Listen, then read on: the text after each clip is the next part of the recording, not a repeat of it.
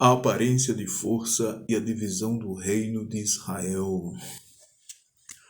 Roboão assumiu o trono de Israel após a morte de seu pai, o rei Salomão. Isto aconteceu em meio a uma grande crise administrativa, econômica e fiscal. O povo estava exaurido pela elevada carga tributária cobrada pela coroa, ou seja, o resquício do que era produzido mal dava para a maior parcela da população, composta de escravos e servos, sobreviverem, pois toda a riqueza era canalizada para o cofre real. Na primeira audiência coletiva com o novo rei, os representantes do povo pediram um alívio nos impostos. Ademais, todos seriam fiéis ao rei. O rei Roboão pediu um tempo e depois voltaria com a resposta. Neste intervalo, consultou os conselheiros de seu pai, que havia servido em sua presença.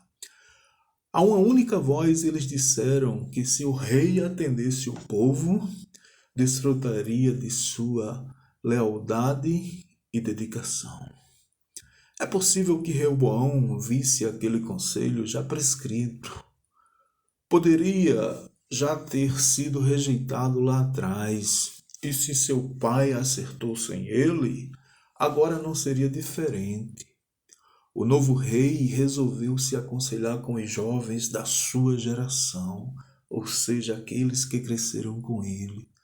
Rapidamente, Roboão abraçou e oficializou o conselho dos jovens e chegou à Assembleia do Povo revestido de uma autoridade elevadíssima. Além de estar com a resposta na ponta da língua, também iria revelar quem mandava. Imagino que o rei Roboão se firmava no seu glorioso exército, nos seus tesouros, bem como havia sido orientado pelo segmento mais moderno da sua época, ou seja, a sua geração Z. Seu propósito era impor medo, temor e terror. É possível que tivesse recebido aulas para não deixar dúvida sobre o quanto poderoso era e como deveria impressionar no seu discurso. Roboão também estava determinado a não deixar o menor espaço para a oposição. Imagine que o dedo mínimo do rei era mais grosso que os lombos do seu pai. Além disso, estava decidido a elevar a carga tributária e também a castigar a todos com escorpiões. Não sabia este jovem rei que Deus havia tirado a trava que unificava o reino de Israel. Ficar desatualizado das mensagens proféticas é assim. Todo o esforço que deveria ser feito perante Deus para não acontecer o que foi determinado, termina por contribuir mais ainda para a sua concretização. A revolta do povo vinha de Deus, está escrito. Mas não duvido que o jovem rei imaginasse que Deus tinha a obrigação legal de confirmá-lo no trono a qualquer preço, a qualquer custo. O jovem rei mandou o carrasco dos tributos argumentar com o povo. Não deu outra. Foi apedrejado e morreu. Literalmente era a pessoa errada e no lugar errado. Não tinha como dar certo. Estava se consolidando uma divisão jamais imaginada. Ações humanas desprovidas de consulta ou da vontade de Deus são os maiores promotores de conflito. De repente, 10 das 12 tribos elegeram para si um rei que foi servo do rei Salomão. Uma grande guerra estava para acontecer, mas um profeta de Deus evitou que sucedesse. Felizmente, ainda havia espaço, embora tardiamente, para se ouvir a voz de Deus. Pena que esta voz não foi analisada nem valorizada ainda no início. A divisão estava consolidada. O que Deus tinha falado se cumpriu. O reino de Sul passou a ser chamado Reino de Judá. tendo como rei Roboão, filho de Salomão. O reino do norte passou a se chamar Reino de Israel. O do sul era composto pela tribo de Judá e o do norte por 10 tribos. Os levitas não entraram oficialmente na contagem, como é natural, não é? Podemos também perceber que a mãe da crise econômica e fiscal e administrativa que Israel enfrentou na época do rei Roboão também é a mãe de todas as crises. Chama-se a crise espiritual. Rapidamente o campo missionário dos levitas foi reduzido e a qualidade do seu serviço passou a não ter importância no norte e nem valor. Então quem tinha compromisso com Deus no norte perdeu espaço. Só lhe restava aumentar a densidade demográfica na direção do reino de Judá e Jerusalém. A grande honra que o servo de Salomão recebeu, Jeroboão, não encontrou um terreno fértil de convicção ou de raízes profundas de fé e confiança em Deus.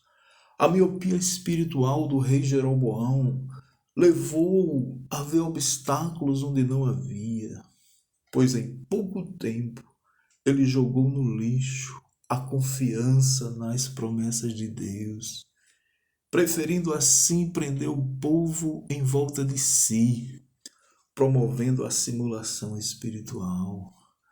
O rei Jeroboão incrementou e alavancou o sincretismo, o politeísmo, o ecumenismo, como opção de adoração a Jerusalém. Como ele não conseguiria convencer a classe sacerdotal conservadora, destituiu-os e em seus lugares promoveu dentre os mais desqualificados, tanto os morais como os espirituais, os novos sacerdotes, para atender e prender o povo em volta dele. No reino de Judá, tudo caminhou bem por algum tempo, conforme 2 Crônicas, capítulo 12, versículo 1 e 12. Porém, no auge da fartura, da estabilidade, quando todos pareciam estar bem e não existia mais crise, tanto o rei Roboão como os seus súditos, deixaram cair as restrições indispensáveis na adoração a Deus. Deixaram cair toda a barreira entre o certo e o errado. Passou a deixar de existir a diferença entre o bem e o mal. Eles foram invertidos. Mas como Deus está atento a tudo, mandou um remédio para eles. Ou seja, Deus mandou um poderoso inimigo para surrá-los. É possível que a rainha egípcia, a viúva do rei Salomão, estivesse viva e fosse vista como uma barreira para impedir que o déspota egípcio invadisse o reino de Judá. Mas Deus sempre age para causar o maior constrangimento possível aos desobedientes, inclusive fazendo o que eles não esperam, ou mesmo fazendo aquilo que eles mais temem. Foi assim que Sisaque, o rei do Egito, esvaziou o gigantesco tesouro real do rei de Judá. Roboão e seus servos, se não tivessem se convertido rapidamente, coisas piores teriam acontecido, conforme diz o texto sagrado. E agora, voltando ao reino do norte, percebemos uma escalada na desobediência do rei Jeroboão. Não havia um único profeta em condições mínimas no reino do norte para entregar uma mensagem de Deus ao rei. Deus teve que mandar um profeta de longe, inclusive com rígidas recomendações para ele seguir. O profeta pegou o rei no momento da sua falsa adoração e entregou tudo o que Deus havia lhe mandado dizer. A mensagem não podia ser mais grave, mais estarrecedora, mais surreal e devastadora. O rei até pensou em fazer o profeta desfazer sua mensagem, mas ficou com a sua mão estendida e inerte. E a sua mão não obedecia mais o comando do seu cérebro. Que seria dos autênticos profetas de Deus se eles não fossem socorridos por ele? Como enfrentar este mundo hostil sem Deus? O rei não teve outra opção senão pedir ao profeta sua intercessão para que Deus fizesse um milagre e a sua mão voltasse ao normal. Assim aconteceu. Rapidamente o rei ficou mansinho. No lugar do castigo, já queria até dar um presente ao profeta. Infelizmente, o profeta tinha lá suas imaturidades. Não cedeu aos caprichos do rei, mas cedeu à mensagem mentirosa de um falso profeta. Ao atender o falso profeta, o autêntico profeta de Deus foi castigado e morreu ao ser atacado por um leão. Seu corpo ficou intacto. O leão apenas o matou. É comum um leão matar sem ter fome? Deus ainda realiza o incomum quando quer. Mas Deus sabe o porquê de um profeta tão corajoso morrer por causa de uma pequena desobediência. Inclusive que em nada se compara ao consecutivo pecado e desobediência de um falso profeta. Das muitas lições a ser tirada do texto sagrado, uma delas posso afirmar: é muito mais difícil enfrentar falsos profetas do que a fúria de um rei ou de um grande exército. Não duvido que o sistema de comunicação da época tenha distorcido que o profeta de Deus foi falar mal, morreu porque falou mal do rei. Certo? Novamente Deus acendeu um sinal vermelho para o rei Jeroboão. Deus fez o rei Jeroboão se lembrar das suas origens, das promessas que o velho profeta Aías lhe deu, e que ele jamais o procurou para se aconselhar.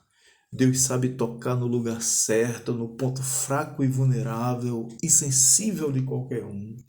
Diante da doença do filho de Jeroboão, ele não mandou chamar os melhores médicos, nem buscou os falsos profetas. O rei sabia que estava devendo muito a Deus e rapidamente ele chamou sua esposa, mandou que ela se disfarçasse de uma pessoa comum e fosse a Siló, na casa do velho profeta, saber de Deus o que seria da criança.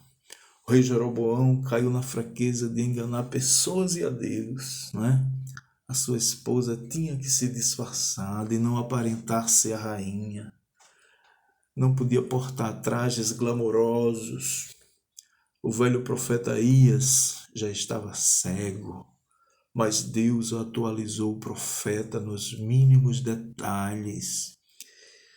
Pelo caminho, a mulher ensaiava o que havia de dizer ao profeta. Por fim, ela chegou à casa do profeta. Quando ela pisou no batente da porta, o profeta falou lá de dentro, expondo sem havê-la quem realmente ela era. O profeta falou tudo o que ela não esperava ouvir. Também mandou um duro recado para o seu marido, o rei Jeroboão. O profeta falou tudo o que Deus fez por ele e como ele fora ingrato, desobediente, como havia se tornado uma péssima referência para Israel. O profeta também falou que exterminaria a casa de Jeroboão. E ao final falou que o filho enfermo morreria assim que a mãe chegasse à sua cidade. A mulher não precisou falar nada, mas ouviu tudo. Passaram-se 22 anos. Deus havia preservado o profeta para concluir sua missão. Tudo se cumpriu como Deus havia falado. Pois da parte de Jeroboão também não houve arrependimento algum. A grande lição vivida por Roboão, do reino de Judá, filho de Salomão, após ser coroado, foi deixar de se certificar meticulosamente qual era o conselho de Deus para que ele não errasse. Desde o início, Roboão tratou Deus como um agente passivo, distante. Para que incomodar Deus quando sabemos o que fazer? É possível que Roboão pensasse assim: quanto mais ocultamos Deus em nossas decisões, mais propensos estamos a errar, inclusive a contribuir para que as profecias contrárias a nós se cumpram. Já o fato de Deus levantar um simples servo de Salomão para ser rei das 10 tribos foi também para humilhar o reino de Judá. Deus cria e faz sentar no trono quem Ele quer, até mesmo quem não nasceu para isso. Todavia, para se manter nele é preciso temor e obediência a Deus. Mas como explicar as décadas de Jeroboão no trono, para que todos colhessem o fruto amargo por seguir os maus exemplos de seus líderes? Que Deus nos abençoe e nos guarde. E lhe convido para assistir o próximo vídeo, dando sequência a essa história. Amém.